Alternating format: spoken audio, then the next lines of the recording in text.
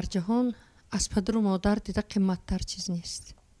من در بسیار واقعی‌ها در نشسته‌ها میگویم که پدر و مادر در زنده بودنش خرسند کنیم. پس از مردنش خواه فریاد کنیم خواه نکنیم.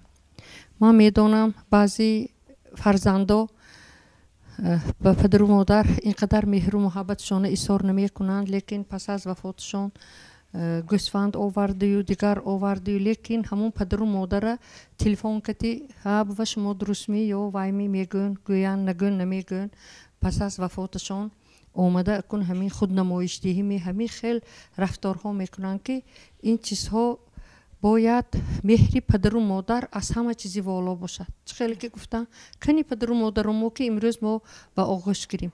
همین روانشناسا میگن که یک بار پگروز بمی یک روز به یک بار مادرت آغوش بگیری، شش نفر روانشناس تو نصیحت و وصیتی کردگی شما یک آغوشی مادرت گرفتگی از همون بهتر بود است. از همین خلاصه برآوردن مذکر که مهر و محبتی پدر و مادر چگونه است.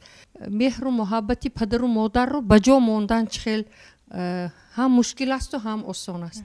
همین یک روز به یک بار زنده بودگیشان انده همو حول برامده میبرود بعضی فرزندا درامده خانوه و جان اخوابتون خستید می شما درست می گفتن لایق نمیدیده که فرض من که همچون رئیس زنهای محله کار میکنم حاضر بعضی مراجعت ها از طرف پدر و مادر می شود که این چیزها رو دیده حیران می شوم که نخواد که ما فرزندان خود رو به همین ارزی هوس کلان کرده استادگی باشیم که پگرس که درامده ها تو سلامت می صحت هستی می گفته پرسیدن به سزاوار نباشیم.